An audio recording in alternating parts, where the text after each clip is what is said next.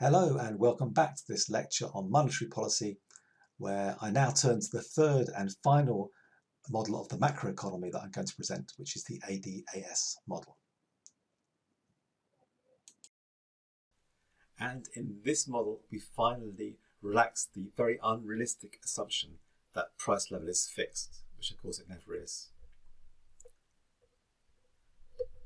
So what exactly do we mean by the price level? There's several answers to this. We use this to analyze the effect of price changes, and we refer to the price level. Now, of course, this is some sort of statistical approximation because in any economy, there are billions, or to put it technically, magrillions of different prices of different goods and services, some of which are going up, some of which are going down. So anytime I say to you, hey, the price level has gone up, that's, for some prices in the economy, that's a lie, they've gone down. Some have gone down a bit, some have gone up. This is what I'm referring to as an average.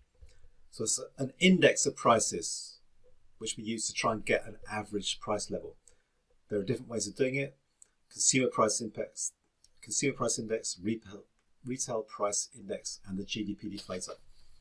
Not too important which one we use, and at this stage I won't go into much detail about what these mean, apart from there are a way of averaging out prices. But when that average price level rises, we talk about having inflation. And when that average price level falls, we talk about having deflation. Now, P is really the level of prices.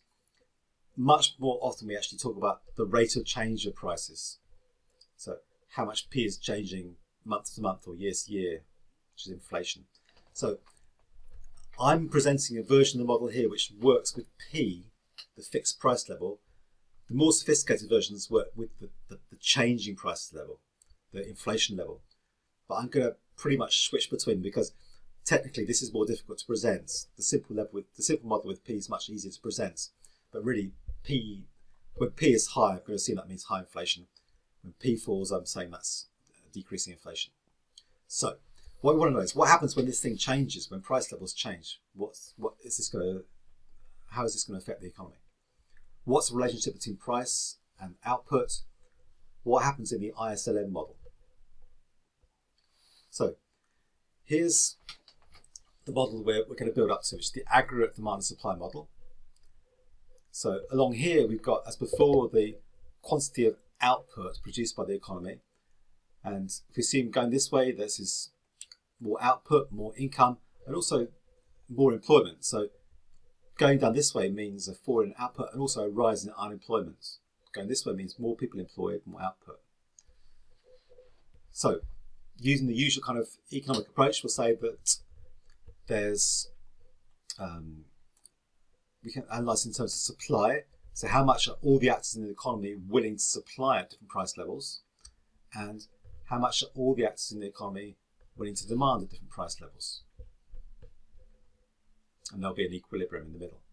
Now, it looks very much like the market for any simple good, like the market for maize, or the market for transport services, or internet services, or any other single good, but it's a lot more complicated than that, although there are some similarities. Because AD and AS mean aggregate demand and supply, and aggregate demand shows the total quantity of all goods. So everything in the economy, the total demand for all of that, matched up for each different price level, which is the average level of prices. And then supply is the same thing for the supply.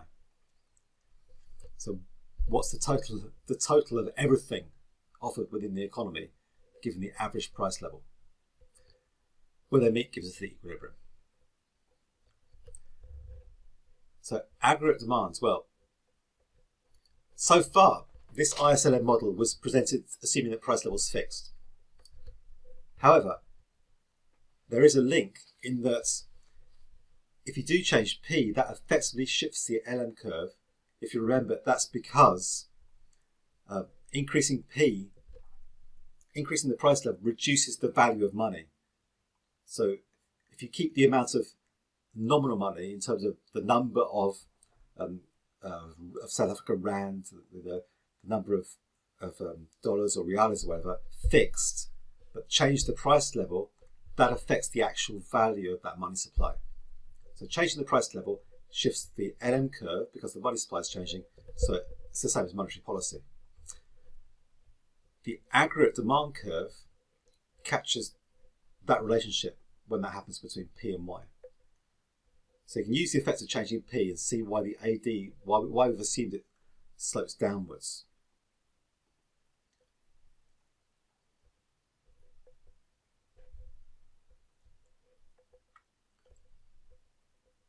So that's a starting position, and that means the starting price level we assume is P1. So assume you're in this is the new model you're trying to develop, what the relationship between price level and total production is. Let's assume that we start here.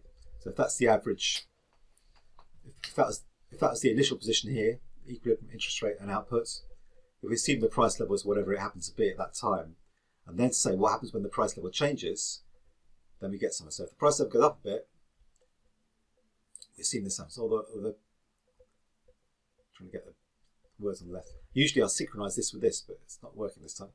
Okay. Price level means that the value of the money supply has gone down. So the price level increases, goes a bit like contraction in monetary policy. So this moves this way. So a fall in income and a rise in interest rates. So here we'd assume that as the price level goes up, there's going to be a fall in income. So price level goes up, interest rates rise. That means that in this real market here, investors decide they're going to invest less. Also, in more modern versions, consumers also consume less because of the interest rates on their credit cards and so on. So as interest rates rise, demand falls, which means that as price level rises, demand falls. So that's why the aggregate demand supply is shown as this negative relationship between prices going up and demand for output falling, and vice versa. Prices fall, money supply increases, it goes up this way. So that's the aggregate demand curve. And if you counteract that by saying, well, okay, this has fallen, we can counteract it by doing active fiscal policy to move this out, or monetary policy, increasing the actual money supply to counteract the change in the price level. So you can try and push up demand by fiscal and monetary policy in this picture here. That would move out the whole AD curve this way to the right, because assuming it's not caused by price level. So for a fixed price level, you can use monetary or fiscal policy to increase demand. And then at this point here, if prices change, then you'd be moving up and down this new line, demand. So, whereas in the ISLM, fiscal policy and monetary policy look different. Here, because we're not looking at interest rates, we're looking at just the prices and the quantity of output. You can't tell the difference between whether this has been done by fiscal or monetary policy. It's just an increase in demand. So that's aggregate demand. Now, aggregate supply is where it gets a bit more interesting. In the long run, supply in the economy, what the economy produces, as I said before, we assume it's determined by these kind of factors in the long run. These things in the long run are not really affected by inflation now. So inflation doesn't affect technology, institutions, human capital in the short run, so it's drawn vertically. So the long run supply in the economy is very boring in this graph. It's not affected by the price level. So whatever happens to the price level doesn't affect long run rate of output. What's more interesting, because we're doing short run influences on demand here, is the short run aggregate supply curve. And this is shown as sloping, like in the initial diagram I showed you. So why is it the short run aggregate supply curve is affected by changes in the price level? So why are we drawing this? Okay, now because whereas for a single good it's logical, in a sense it's not logical in this sense here, because if you're selling one particular good in the economy, you're one of these producers. If the price level suddenly doubles, then okay, you get double the amount of money for what you're selling, but the value of everything you want to spend that income on is doubled. So essentially the real value of what you're getting is the same. So why would you make more? the calculation is not affected, which is why in the long run it's shown as vertical. We'll take a pause here, and in the next video we'll look at some of the arguments for thinking that the aggregate supply curve is sloping in the short run, even if it's vertical in the long run. But for now, thanks for watching.